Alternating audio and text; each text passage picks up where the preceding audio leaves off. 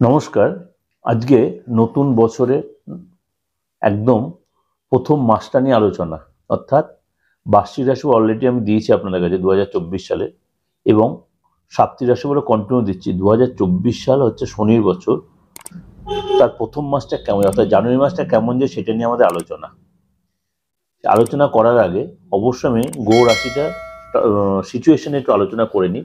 প্রথম বলে নিই, চন্দ্র 1 তারিখে মানে 1 জানুয়ারি অনুযায়ী চন্দ্র থাকবে সিংহ রাশিতে, আর কন্যা রাশি থাকবে আপনার কেতু, আর মিনে থাকবে আপনার রাহু। আর বৃহস্পতি মার্গী অবস্থায়, অর্থাৎ 31 ডিসেম্বর বৃহস্পতি বক্রী থেকে মার্গী হচ্ছে, অর্থাৎ 1 জানুয়ারি থেকে বৃহস্পতি মার্গী অবস্থায় মেষ রাশিতে থাকবে। শনি হচ্ছে কুম্ভ রাশিতে, আর এদিকে আপনার বৃশ্চিকে থাকছে শুক্র আর বুধ। বুধ 2 তারিখে হয়ে যাবে আবার আপনার মার্গী। 2 তারিখে মার্গীর পরে 8 তারিখে চলে যাবে বৃশ্চিকতে ধনু রাশিতে, তখন শুক্র ইন্ডিভিজুয়াল থাকবে। আর এদিকে চলে যাবে আপনার ধনুতে রয়েছে রবি আর মঙ্গল। এই সিচুয়েশনে আমরা বলবো। এরপরে যখন আবার একদম মাসের মাঝখানে চলে যাবে, 8 তারিখে চলে যাবে বুধ, চলে যাবে আপনার ধনু রাশিতে। 2 তারিখে মার্গী হবে, 8 তারিখে বুধ যাবে ধনু রাশিতে বৃশ্চিক রাশি থেকে, তখন শুক্র তখন ইন্ডিভিজুয়াল হয়ে গেল। এরপর মঙ্গল যাবে আপনার ধনুরাশিতে যাবে, সূর্য যাবে ধনুরাশি থেকে মকরে 16 তারিখে, আর 18 তারিখে শুক্র যাবে বৃশ্চিক থেকে ধনুরাশিতে। 16 তারিখে যখন সূর্য গেল ধনু থেকে মকর, তখন যখন মকর সংক্রান্তি তৈরি হলো। মকর সংক্রান্তিতে এই সূর্য যখন মকর রাশিতে, তখন মকর সংক্রান্তি তৈরি হয়, এবং এই দিনটা আমাদের কাছে প্রচন্ড মানে ভাইটাল দিন। সেটা নিয়ে পরে আমি প্রোগ্রাম দেব, কিন্তু আমি এই জানুয়ারি মাসে এই মকর সংক্রান্তি হচ্ছে, এবং 18 তারিখে শুক্র বৃশ্চিক রাশি যে ধনু রাশিতে চলে যাচ্ছে। এই হলো গ্রহের সিচুয়েশন। এবার চন্দ্র 2.5 দিন অন্তর তার রাশি পরিবর্তন করছে, এবং বৃহস্পতি যাবে হচ্ছে সে মে মাসে আপনার, অর্থাৎ এখন মেষ রাশিতেই থাকবে। শুধু এই সিচুয়েশনে যে 12 রাশির উপর কি এফেক্ট হবে সেটা নিয়ে আলোচনা। যাই হোক, সবাইকে শুভ নববর্ষ, হ্যাপি নিউ ইয়ার। শুভ নববর্ষ যথেষ্ট ভালো কাটাবেন।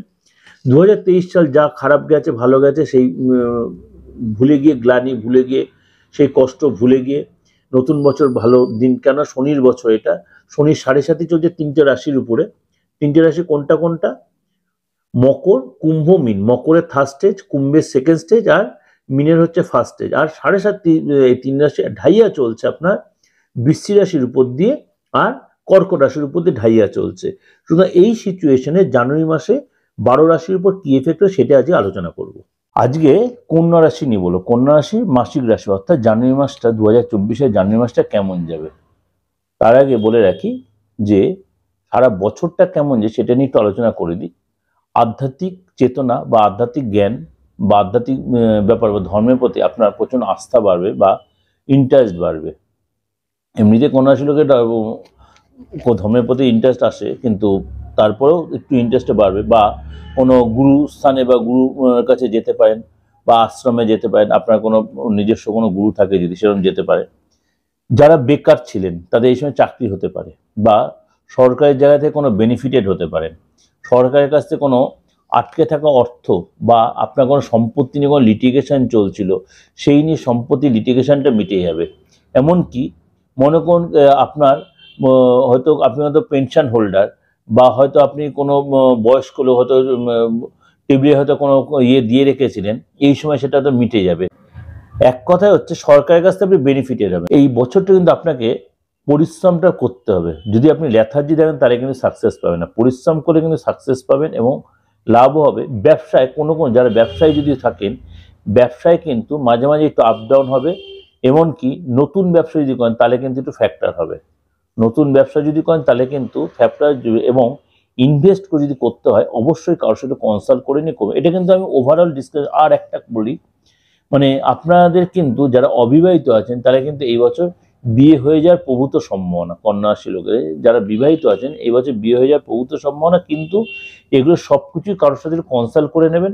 এটা আমি ওভারঅল আপনাদের সাথে আলোচনা করলাম, এটা জিস্ট দিলাম, কিন্তু এর একদম ডিটেল ডিসকাশনটা আমার বার্ষিক রাশি ফলে কন্যা রাশি সার্চ করুন 2024 সালে, সেখানে অনেক বেশি ক্লিয়ার করে দিয়েছি। আজকে বলবো জানুয়ারি মাসে কন্যা রাশি কেমন যাবে। শরীর স্বাস্থ্য নিয়ে মাঝে মাঝে একটু ডিস্টার্ব হবে জানুয়ারি মাসটা, বিশেষ করে মাসের প্রথম দিকটায় পেটের প্রবলেম, ইনফেকশন কোনো ডিজিজ বা খাবার থেকে কোনো ইনফেকশন বা ব্যথা বেদনার প্রবলেম, মনটা একটু অস্থিরতা, মনটা ভারাক্রান্ত থাকা, এই জিনিসগুলো কিন্তু আপনার মধ্যে মাঝে মাঝেই হবে। কিন্তু সেটা মানে আপনার সপ্তাহের মানে এই সেকেন্ড দিকে মানে সেকেন্ড উইকের দিক থেকে আস্তে আস্তে সেটা অনেকটাই রিলিফ হবে। খরচটা কিন্তু বাড়বে, খরচ কিন্তু এই মাসে অনেকটাই বাড়বে। যারা মানে চাকরি করছেন বা ব্যবসা করছেন, মনের মধ্যে মাঝে মাঝে একটা হতাশা ভাব আসবে। কারণ গৌরাশির সিচুয়েশনের জন্য যেটা দেখা যাচ্ছে সেটা আরো বেশি হবে 16 তারিখের পর থেকে। এটা কিন্তু আপনার মধ্যে আরো বেশি হতাশা সৃষ্টি হবে। ইলেকট্রনিক্স আইটেম, ইলেকট্রনিক্স গুডস বা ঘরের কোনো এই মনে কোন ফ্যান বলুন বা ঘরের কোনো দামি ইলেকট্রনিক্স আইটেম বা মোবাইল বলুন, এসব জিনিসগুলো কোনো রিপেয়ার করতে হতে বা হয়তো নষ্ট হয়ে গেছে, তার জন্য কোনো খরচ হতে পারে। বা আপনার তো নিজস্ব কোনো গাড়ি আছে, গাড়িটা হয়তো একটু সার্ভিসিং করতে হলো বা রিপেয়ার করতে হলো, এইসব পারপাসে খরচ বাড়বে। এবং কি ডাক্তারের পিছনেও কিন্তু খরচ বাড়বে, সে আপনার জন্য হতে আপনার ফ্যামিলির লোকেদের জন্য হতে পারে। ফ্যামিলির লোকের সাথে কত ছোটোখাটো ট্যুরে যেতে পারেন, কোনো তীর্থস্থানে যেতে পারেন, কোনো হিল এরিয়ায় যেতে পারেন। এমনকি ফ্যামিলির লোককে নিয়ে কোনো বাড়িতে হয়তো কোনো শুভ অনুষ্ঠান হতে হবে। বিশেষ করে শুভ অনুষ্ঠান মিনস যে আপনার বিয়ের সাথে এরকম বলছি না, কোনো তো ধর্মকথা বা কোনো কীর্তন বা এরকম কোনো হতে পারে, বা যজ্ঞ হতে পারে, কোনো তো আপনার বাড়িতে প্রপার্টি আছে সেখানে হয়তো বা দোকান আছে সেখানে কোনো যজ্ঞটা বা বড় করে পুজো আর্চা হতে পারে, ধর্মানুষ্ঠান এরকম হওয়ার সম্ভাবনা রয়েছে এই মাসটা, জানুয়ারি মাসটা। কর্মসূত্রে ছোটোখাটো ট্যুর হতে পারে, কর্মসূত্রে ছোটোখাটো ট্যুর হতে পারে। আর আরেকটা, সন্তান যদি আপনার থেকে থাকে, মানে আপনি বিবাহিত হন, মানে সন্তান যদি থেকে থাকে, সন্তানকে নিয়ে কিন্তু একটু টেনশন থাকবে। বিশেষ করে শরীরটা নিয়ে মাঝে মাঝে সন্তানে একটু ডিস্টার্ব, বিশেষ করে কোনো হয়তো পেটের প্রবলেম বা পড়ে গিয়ে চোটাঘাত লাগতে পারে। সন্তানের সাথে আপনার বাদ বিবাদ হতে, মানে হয়তো দেখা গেলো সন্তান আপনার অবাধ্য হলো, সন্তানকে আপনি এই মানে বিশেষ করে হয়তো পুরো সারা মাসটাই যাবে তা নয়, মানে মাসের দেখা গেলো সেকেন্ড ইয়েটা। কেন আমি 12 বাজে অতগুলো গ্রহ ট্রানজিটে, যেমনি সূর্যের ট্রানজিট হচ্ছে, আপনার বুধের ট্রানজিট হবে, শুক্রের ট্রানজিট হবে। শুক্রের যখন ট্রানজিট হবে তখন কিন্তু আপনি সন্তানের জায়গাটা অনেকটা বেটার হবে। কিন্তু সূর্যের যখন আবার ট্রানজিট হয় সেটা কিন্তু আবার নেগেটিভ এফেক্টও দেবে।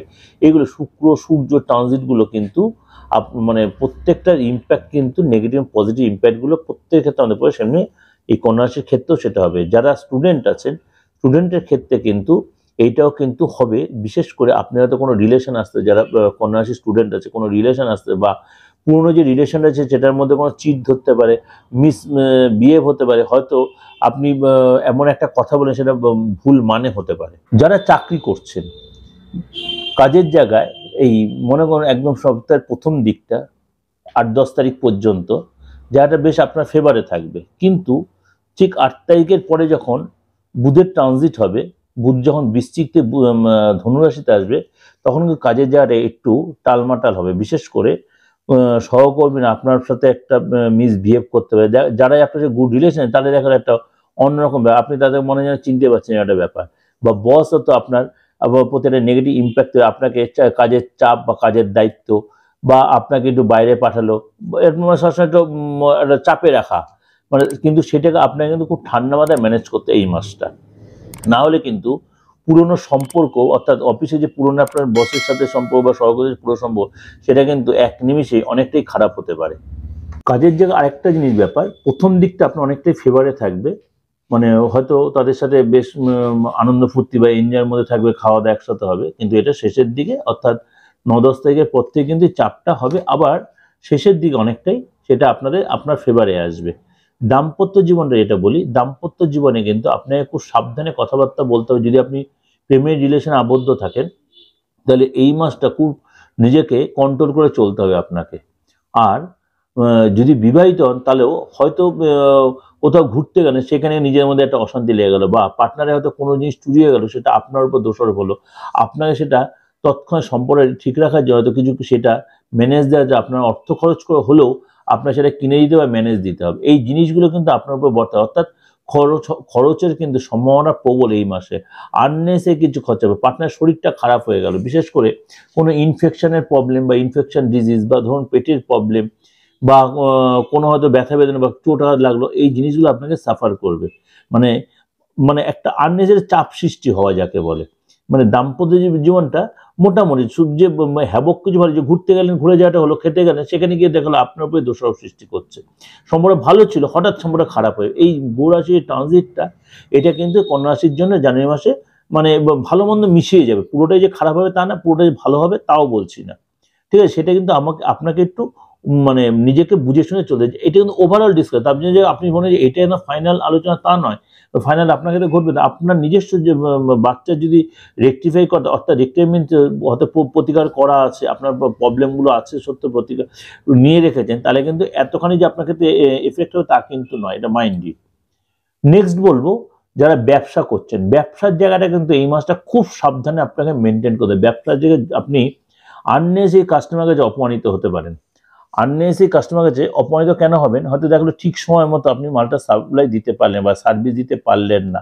আপনার প্রোডাকশন রেটের ব্যবসা হোক বা পাবলিক রেটের ব্যবসা হোক, আপনার যে কর্মচারী বেসিক ব্যবসা হয়, কর্মচারী কিন্তু আপনাকে ঝুলিয়ে দিতে পারে। আপনার মানে আননেসেসারি একটা অশান্তি বাতাবরণ তৈরি হবে। ইনভেস্ট করে ইনভেস্টের টাকা উঠে আসবে না, মানে লসের বাতাবরণ তৈরি হবে। সরকারি জায়গায় চাপ সৃষ্টি হবে।